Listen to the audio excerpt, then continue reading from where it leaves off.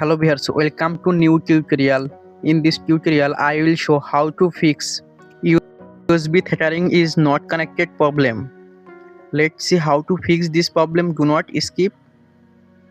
Go to phone setting, then scroll down, tap on additional setting,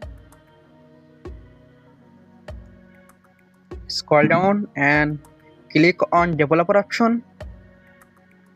Then scroll down, find out USB default.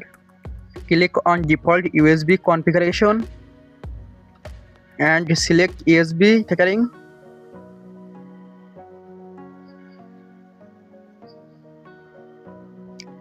Now go back and press on power button. Reboot phone on normally.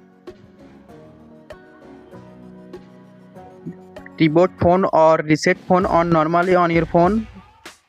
Thanks for watching. Don't forget like and subscribe.